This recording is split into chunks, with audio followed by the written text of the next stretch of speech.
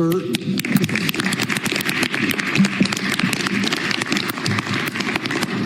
6.5 years, Speaker, it's been an honor to serve the people of Ottawa Centre in this House.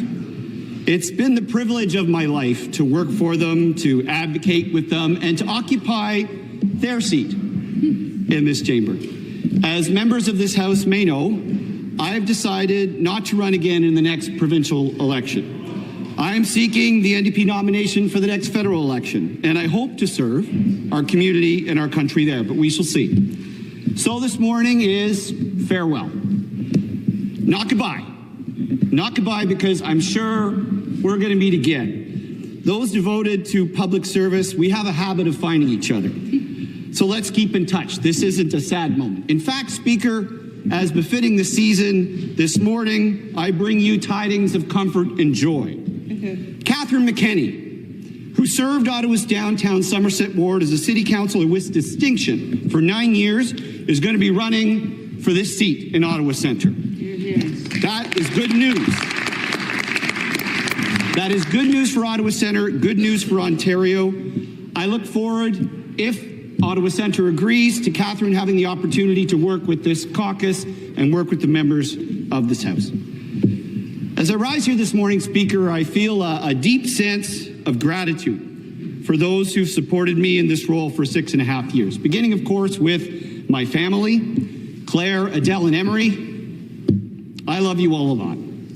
My staff colleagues over the years in Ottawa Centre, Samiha, Peyton, Bruce, William, Kieran, Ty, Erica, Ethan, Sharon, Sashika, and all the community volunteers we've interacted with.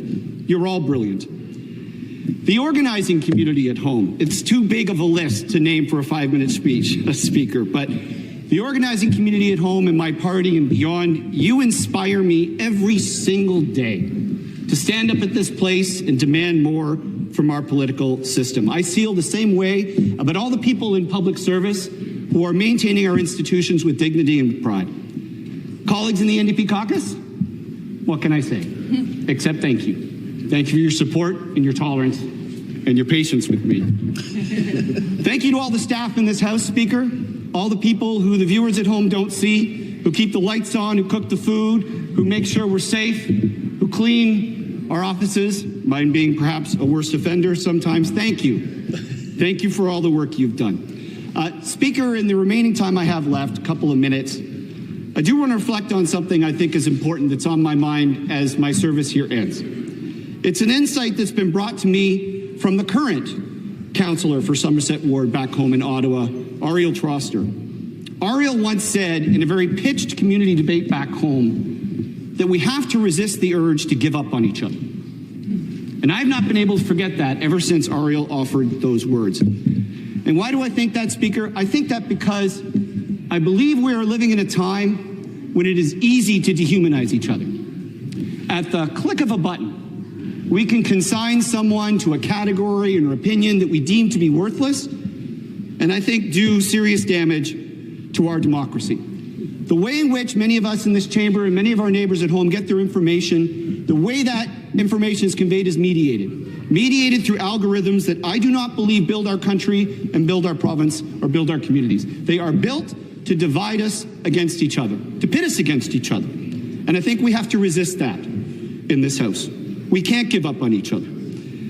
I have been blessed to work with people at home, Speaker, who every single day in a school or in a hospital or in our streets or coming to Ottawa from places all around the world, they've survived unimaginable conditions of violence and war and conflict. And what they tell me is very simple. Hate is easy. Love is hard. Love takes work. Compassion takes work.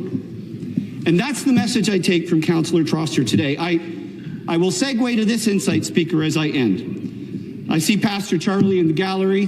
Hello, and thank you for your service to this House too. And I'm reminded of Reverend Louis Smedes, a Christian theologian who means a lot to me. When I think about how we champion love and compassion and kindness, I think about what Reverend Smedes said when he said, to forgive is to set a prisoner free and to discover that that prisoner was you.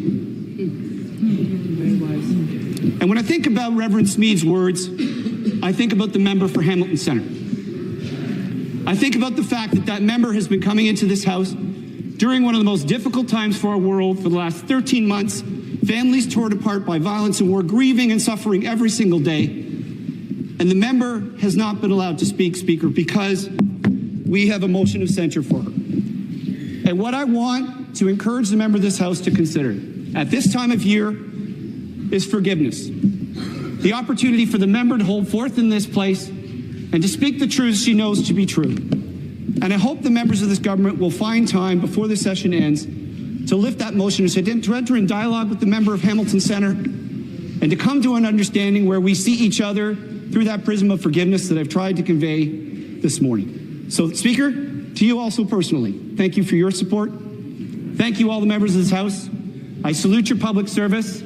Let's do everything we can to make this place the wonderful place that it is. Thank you.